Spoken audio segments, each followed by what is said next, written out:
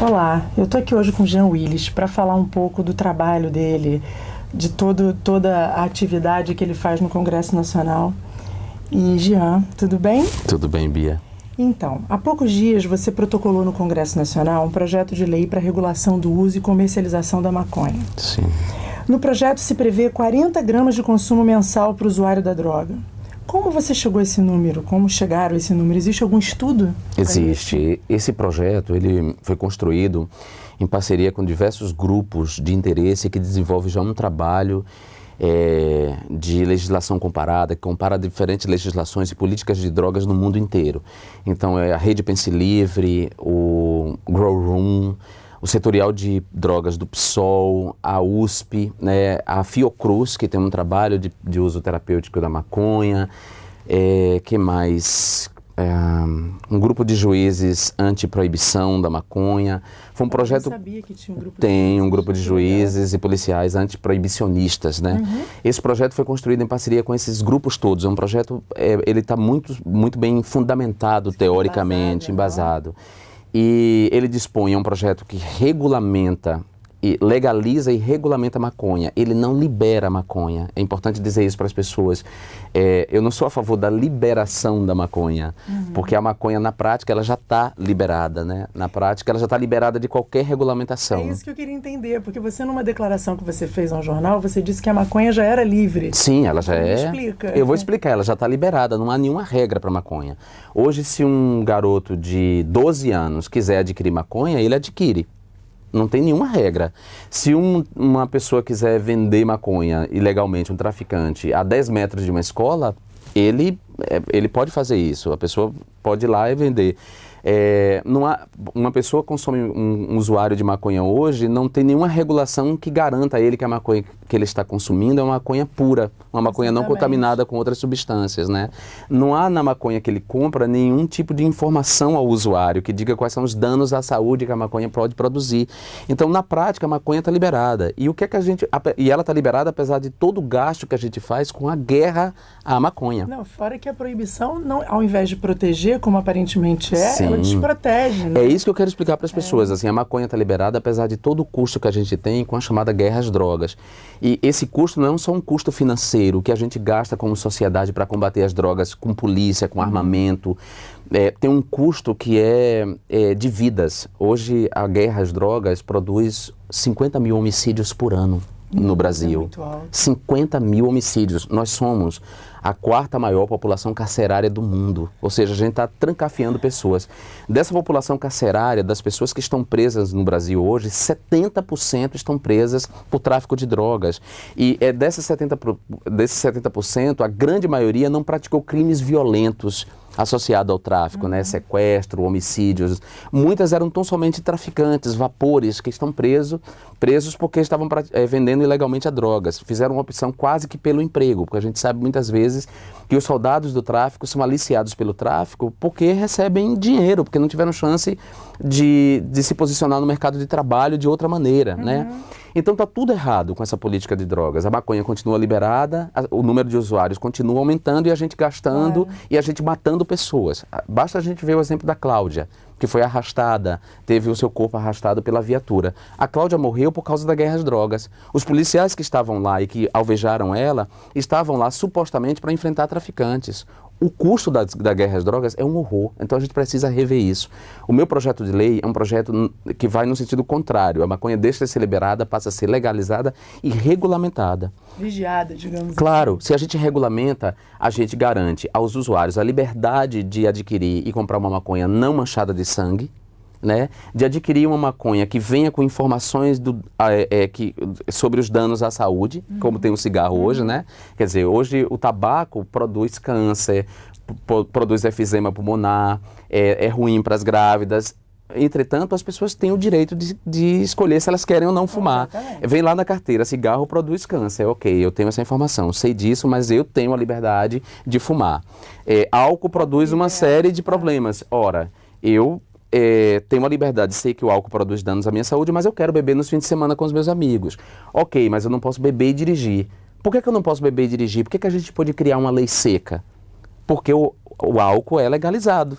A gente não pode criar uma lei seca da maconha se a maconha não for legalizada. Exatamente. E nada impede que uma pessoa fume maconha e vá dirigir. Na lei seca, não é? E passe na lei seca, se não há um bafômetro de maconha. Exatamente. Então, a legalização é fundamental para que a gente regulamente, para a gente reduzir o dano. Outra coisa, Bia, se você está com um grupo de amigos, né, e um amigo seu que não é alcoólatra se excede, porque, sei lá, terminou com a namorada, está triste, se excede no álcool e ele entra em coma alcoólico, o que é que você faz? Você leva ele para o hospital e você diz claramente: ele bebeu demais e o médico vai dar o tratamento para ele ali. Uma pessoa hoje que se intoxique por THC e entre num surto, né, de psicótico produzido pelo THC, o que é que acontece? Os amigos ficam com vergonha e medo de dizer que aquela pessoa fumou maconha, porque a maconha está criminalizada. E aí ele fica com medo, não leva a pessoa para o hospital. Se leva a pessoa para o hospital, mente sobre o que a pessoa está dizendo. A saúde passou a não estar mais em primeiro lugar. A saúde não está em primeiro lugar e a gente tem que considerar isso também na perspectiva da saúde. Então, perceba, o caminho, o meu projeto de lei, inclusive, altera as leis vigentes que regulamentam o álcool e o tabaco para incluir a maconha. Porque a ONU, né, aponta que 80% dos usuários de drogas ilícitas no mundo, 80% são usuários de maconha. O que faz da guerra às drogas uma guerra à maconha.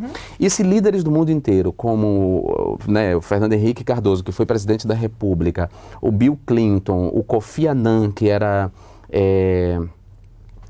o presidente da ONU, eu acho, na época que o Fernando Henrique era presidente da República, o presidente da Colômbia, o ex-presidente da Colômbia, o ex-presidente do México, se reuniram num grupo de notáveis para dizer ao mundo: a política de guerra às drogas que nós empreendemos nos anos 90, 80 e 90 foi um fracasso. Se eles estão dizendo isso, é porque a gente tem que mudar isso. Essa política, eles sabem o que estão dizendo, porque eles viram que o consumo não diminuiu, que o tráfico ficou mais poderoso, né, com muito mais dinheiro. Então está na hora da gente quebrar o tráfico. E quebrar o tráfico é legalizando, é dando às pessoas o direito de comprar legalmente a droga, né, num lugar onde ela pode ter informações, num lugar onde o Estado possa regulamentar, fiscalizar e esse comércio possa dar divisas através de tributos ao Estado, que o Estado possa empregar em políticas para a saúde. Então esse é o meu projeto. E é legal você estar falando isso, porque a gente sabe que existe muita gente na política de má fé que usa e distorce o que as pessoas falam. Já tem muita distorção. E está muito claro o que você quer, muito claro. Não, claríssimo, Bia, é isso aí. Eu quero a nossa juventude protegida, eu quero as pessoas negras das periferias com vida, não morrendo, graças à ação da polícia, né, nessa guerra às drogas que vitima muitos inocentes. Eu quero que uma pessoa de 16 anos que optou por vender maconha por uma questão de grana, de emprego, de mobilidade social, não tem que ir parar na prisão onde ela vai ser, onde ela vai virar um criminoso, porque as prisões são escola de crime, as nossas prisões não funcionam. Eu quero uma outra política carcerária, eu quero que a prisão não vire gestão da pobreza, eu quero defender a liberdade individual. Se uma pessoa tem liberdade para encher a cara, se a pessoa tem liberdade para fumar tabaco, ela não pode negar a liberdade de uma pessoa de fazer uso recreativo da maconha.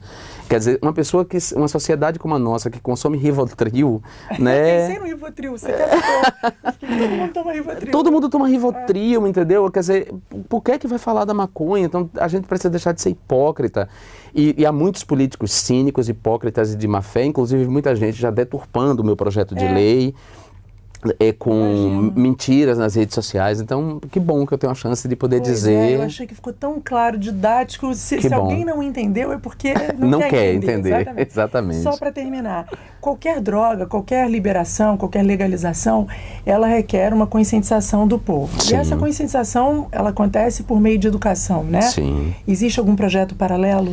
O próprio projeto de lei prevê isso, né? Quer dizer, o projeto de lei prevê a criação de um Conselho Nacional de acompanhamento e avaliação da política, da nova política de drogas, porque o Conselho avalia anualmente as ações da política implementada no Brasil inteiro e o Conselho pode dizer: erramos aqui, acertamos aqui. Se erramos aqui, a gente vai corrigir isso.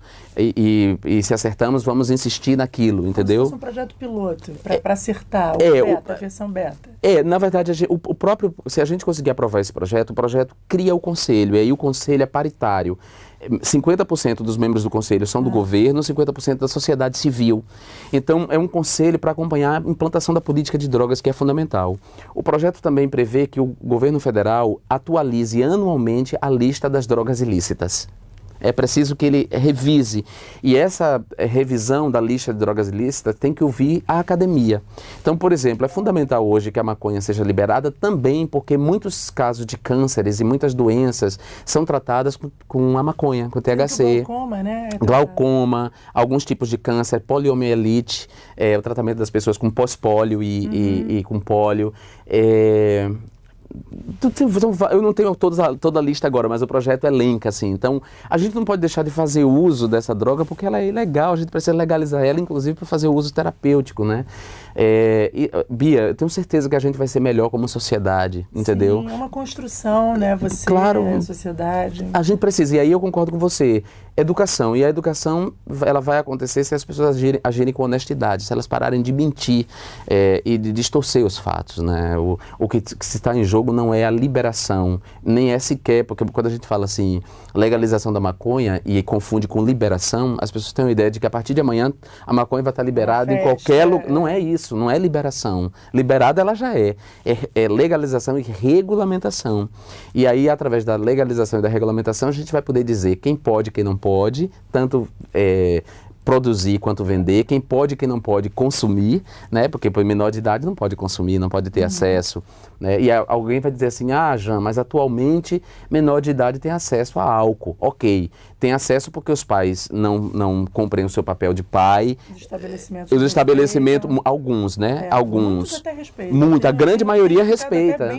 Eu também, supermercado, bares, não vende para menores, quer dizer, o menor tem que burlar a lei. E se ele burlar a lei, ele vai ter sanções. E o estabelecimento que vender também vai ter sanções. E o projeto prevê essas sanções. Quer dizer, o estabelecimento que estiver legalmente constituído para vender maconha, que porventura vender ao menor de idade, ele vai sofrer sanções. E aí vai ter a sua licença cassada, quer dizer, o cara não vai poder, vai ter uma sanção para isso, ele não vai poder vender. Então, o cara não vai querer vender para menor. Eu acho que a gente regulamenta dessa maneira, entendeu? Hoje, se a gente não faz nada, um menor de idade pode ter acesso onde quer que... Exatamente. Porque o mercado ilegal não tem controle, não tem nenhum tipo de controle. Bastante esclarecido, bastante esclarecedor. Jean, muito obrigado por tudo. Obrigado a você. Em nome da sociedade, pelo esclarecimento. Obrigado, aula, sempre né? um prazer falar com você, Bia. Também. Valeu. Um beijo, obrigada.